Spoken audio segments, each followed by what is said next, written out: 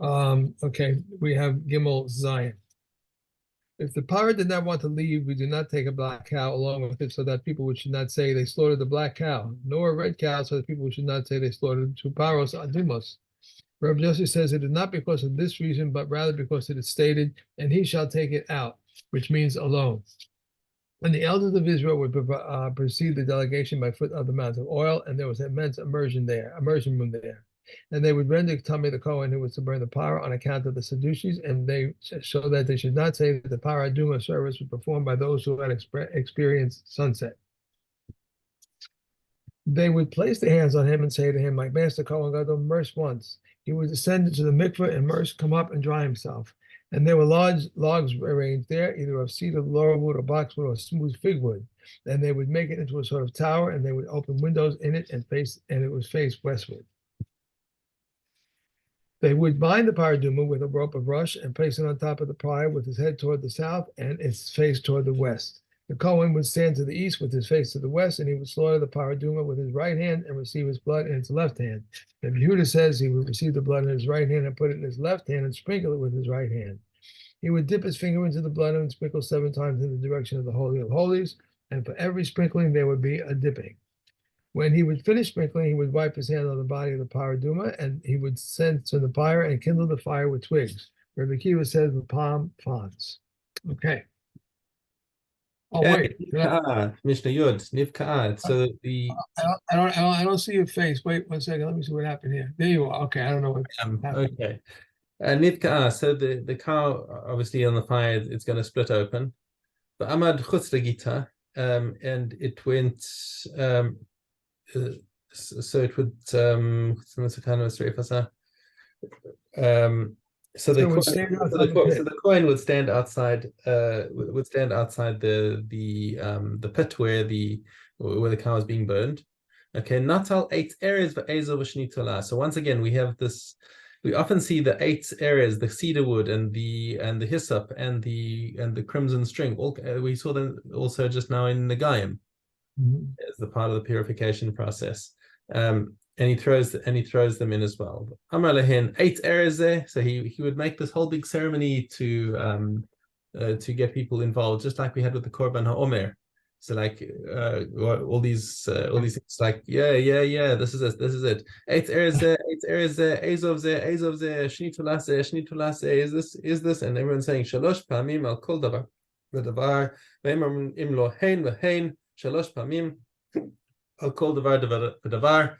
And afterwards, they all break into singing "Anachnu maminim bnei maminim," right? Okay, but it was you can imagine it wasn't a common thing to happen, so they played it up a lot. Anyway, Yud Aleph Krachan b'shirei halashon. So he wrapped everything up in the crimson thread. And he throw it into the pit to burn along with the paradum.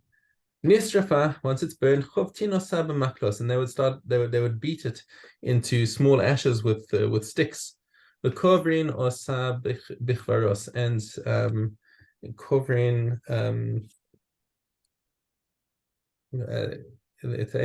so they would basically crush it to be fine dust. Rabbi Yishmael Omer b'makavos shel even uvekvaros shel even haisana says. Rabbi Yishmael said that everything was made out of stone, so that there was no question of any tumah coming into place. But Chachamim said that wasn't necessary. Shachor sheyesh bo efer. If something is black, which means that it's like a chunk of coal that could be crushed and turned into ash, kochin also, then they would crush it. V'she'ein bo. However, if it doesn't have ashes, like for example, if it wasn't burned so well, okay, you leave it in the place of the burning. Ha'etzim, with the bones, bein kach or bein kash haya nichtash, so they would crush the bones anyway, whether it is burned or not. And they break it they're divided into three portions. Echad nitan b'chel, so one portion of the ashes was kept in the chel in the Beis Mikdash. Echad nitan b'har mishcha, one was kept on and one was divided up among all of the mashmaros of the Kohanim, so that they could split it up and take it back to their part of the country wherever they live. Right, because the sprinkling of the ashes doesn't have to be done in Yerushalayim. That can be done anywhere in the country. Okay, next period. Okay, so now back into the question. We were just dealing with this in Zvachim about korbanos that are shechted that are not lishma, and he said that they're pasul. Okay, just like any other.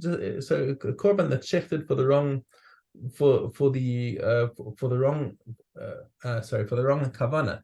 If it's a chatas, a chatas is pasul and cannot be brought on the mizbech. However, if somebody shechted an ola thinking that it was for a shlamim or something like that, that is still kosher, but it just doesn't fulfill the obligation of the owner. Now, this is called the paras chatas. Okay, so normally we'd say that the laws of chatas should apply to it.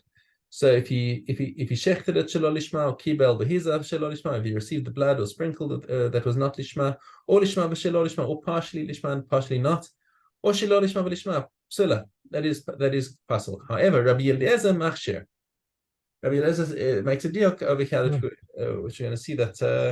And he said that's only talking about a korban that's brought in the base of mikdash, and there's no din of lishma by the paradoma.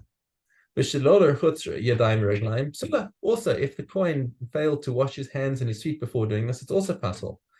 Rabbi Eliezer machshir. Again, he's saying that that's only got to do with when you've got a korban that's being brought in the base of mikdash, not a paradoma. Shelo b'kohen gadol psula. Rabbi Yehuda machshir. So the Tanakama here says that the Kohen Gadol has to do this avoda, but the halacha is like Rabbi Yehuda, that it can be any Kohen. It's just that typically when you have something big like this that happens, you would in deference to the station of the Kohen Gadol, you would let him do the avoda, but it's perfectly fine for a regular Kohen to do it. If the Kohen is not wearing his 4 begadim, that is also pasul.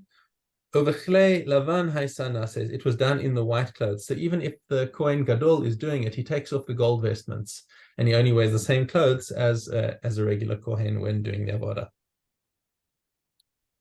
Okay, that's it. Okay. Negayim. Okay, Negayim. What were you watching? I didn't understand what you were watching. Oh, the Bible quiz. Oh, the Bible quiz. Oh, okay. I understand. This is a Yud Daled Zion. On the 8th day, the Matzorah brings 3 animals: a sin offering, a guilt offering, and a burnt offering. The poor person brings birds for the sin offering and the burnt offering. The Matzorah comes to the guilt offering, leans both hands on it, and slaughters it. 2 Kohanim receive its blood, and one in a vessel, and another in his hand. The Kohen who receives the blood in the vessel comes and throws it against the side of the altar. And the Kohen who receives the blood in his hand then comes to the Matzorah. The Matzorah has already immersed himself in the chamber of the Mitzarim, and has come to stand in the court's gate. Rabbi Yehuda says he does not require immersion. The Matzorah puts his head into the courtyard. The Kohen places his head on the guilt offering of the intellects of the Matzorah's year. Then the Matzorah puts his hand in the courtyard, and the Kohen places the blood of the guilt offering on his thumb. Then the Matzorah puts his foot into the courtyard, and the Kohen places the guilt offering on his big toe. Then Yehuda says the Matzorah puts all 3 limbs inside the courtyard simultaneously. If the Matzorah is missing his thumb, his big toe, and his right ear, it can never become tahor. Rabbi Eliezer says the Kohen applies the blood on the place that it should be. Rabbi Shimon says if the Kohen places the blood on the left limb, the Matzorah has fulfilled his obligation. Hey, for some reason, I think we did this already. Not tell me, no, not today. Oh, okay. The Kohen takes a large container of oil and pours out some of it into the palm of his fellow Kohen. If he pours it into his own palm, it is invalid. Then he dips his finger in the oil and sprinkles 7 times around the Holy of Holies, each sprinkling requiring a dipping. Then the Kohen comes to the Matzorah. He applies the oil to the same parts of the body of the Matzorah, and then he applied the blood as stated on the place of the blood of the guilt offering. And he shall place the remainder of oil that is in the palm of the Kohen on the head of the woman, becoming tahor as an anointment. And if the Kohen places the oil on the Matzorah's head, the Matzorah's atonement is complete. If the Kohen does not place it, Masorah's Talmud is not complete. These are the words of Rabbi Akiva. Rabbi Yochanan ben Nuri says these are the remnants of the mitzvah, whether or not his place in the mitzvahs of Talmud is complete, but it's considered as if his atonement is not complete. If part of the log was missing before the Kohen poured it into the left hand, he may replenish it. And if after he poured it into the left hand, he should bring a new log container of oil. These are the words of Rabbi Akiva. And Rabbi Shimon says if part of the log was missing before he sprinkled the oil, he should replenish it. If after he sprinkled the oil, he should bring a new one. Okay. Okay. One more? No, That's no, it. no, that's it. That's it. Yeah. Okay, Back to Daled Aleph. okay.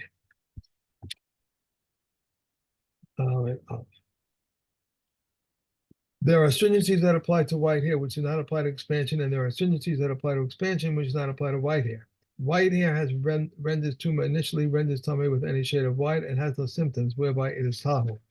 There are stringencies that apply in expansion. Expansion renders tummy with any amount, renders all like I am tummy, and renders tummy when it's spread outside the nega, which is not the case with white hairs. There are stringencies that apply to living skin, which do not apply to expansion, and there are stringencies that apply to expansion, which do not apply to living skin. Living skin renders tame initially and renders tame with any appearance. These are stringencies that apply to expansion. Expansion renders tame with any amount, renders all like I am tame, and renders tame outside the nega, which is not the case with living skin. These are the stringencies that apply to white hair, which do not apply to living skin, and there are the stringencies that apply to living skin, which do not apply to white hair. White hair renders a boiled nega and a burned nega tummy. Renders tummy whether together or spread apart, whether surrounded or not. And these are there are stringencies that apply to living skin. Living skin renders tummy on a bald area of either the back or the front of the head. Whether changed by the nega or not prevents one who turns completely white from becoming tahu and renders tummy with any appearance, which is not the case with white hair. Okay. And Kalim.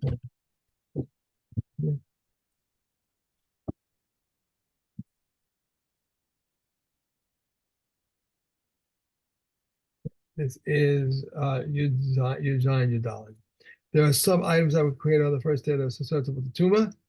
That which was created on the second day is not susceptible to tumah. That which was created on the third day is susceptible to tumah. That which was created on the fourth and fifth days are not susceptible to tumah, with the exception of a utensil made from the wing of an oz and a plated namis egg. The Yugonan Nori says, what is the difference between the wing of an oz and the wings of all other birds? Everything that was created on the sixth day is tummy. If one makes it susceptible in any case, it is tummy. If one makes a bed or a seat in any case, it's tummy. If one makes a person with unbleeded hide, it is from papyrus, it is tummy. A pomegranate, an acorn, and a walnut, the children hollowed out to measure and sand in them, whether they fix to be the pan of a scale is tummy, for they have an act, but they do not have content. The beam of a balance scale on a level that has a receptacle for building metal, a carrying pole that has a receptacle for holding money, a papa's cane that has a receptacle for holding water, and a stick that has a receptacle for holding a mezuzah and pearls. These are tummy. And regarding the law of all these utensils, the Yochanan ben Zakkai says, woe to me if I say it, and woe to me if I do not say it. Right, because these are all the things that were very sort of the smuggler's tricks. Right. Okay. Daled base. All offerings which blood is applied to the inner altar, if he omitted any of the applications, he has not offered atonement. Therefore, if he applied all of them properly and one improperly, it is invalid. But he bears no kaharis. These are things for which is not liable for pigul: the comets, the frankincense, incense, mincha offering of kohanim, mincha offering of the anointed kohen, the libation, mincha offering, blood, and the libation offerings which are brought separately. These are the words of Reb Meir, but the comments say even those which are brought with the animal offerings. The log of oil, the matzorah, Reb Shimon says one is not liable for it except for pigul. But Meir says one is liable for it pigul because the blood of the Hashem offering renders it permittable. And whatever has a permitting substance, whether to people or to the altar, one is liable for pigul. All the offering, the blood renders its meat permissible to burn upon the altar, and it's high to the kohanim. The bird, all of its blood renders its meat permissible to burnt offering upon the altar, and the bird contests its blood renders its meat permissible to the kohanim. The bulls which are burned and the he-goats which are burned, the blood renders the sacrificial parts permissible for offering upon the altar. Reb Shimon says whatever is not offered on the altar, on the outer altar, like the shalamin, which is not liable to pigul. The consecrated offerings of non-Jews, one is liable for not liable. That's it. That was three. Yeah. Okay. Okay. And we okay. 12 Zion. If one deposits money for his daughter with a trustee and she says, I trust my husband, the trustee must nevertheless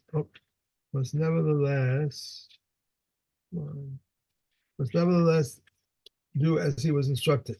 These are the words of Reb Meir. Reb Hiroshi says, were it only a field and she wished to sell it, it would be sold from the moment. But when there's a supply in the case of a woman who is of age, but in the case of a minor, the act of a minor is meaningless. If one pronounces a vow on his wife, purporting not to have any benefit from him until 30 days, he must appoint a steward. Longer than this, he must divorce her and give her the ketubah. But Yehuda says in the case of a non-Kohen, 1 month, he may keep her as his wife for 2 months. He must divorce her and give her the ketubah. But in the case of a wife of Kohen, 2 months, and he may keep her 3 months, he must divorce her and give her the ketubah. If one pronounces the vow on his wife that she should not taste a certain fruit, he must divorce her and give her the ketubah.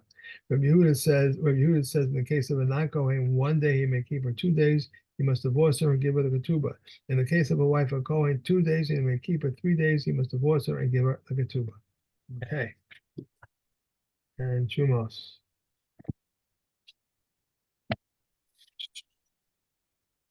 Okay. If one grated an apple and put it into dough and leavened it, it is forbidden. If barley fell into a cistern of water, even though it's tainted water, it's permitted. If one takes out the oven warm bread and puts it over the mouth of a jar of truma wine, Reb Meir forbids this, but Reb Yehuda permits. Reb Yossi permits of wheat, but forbids of barley because barley absorbs.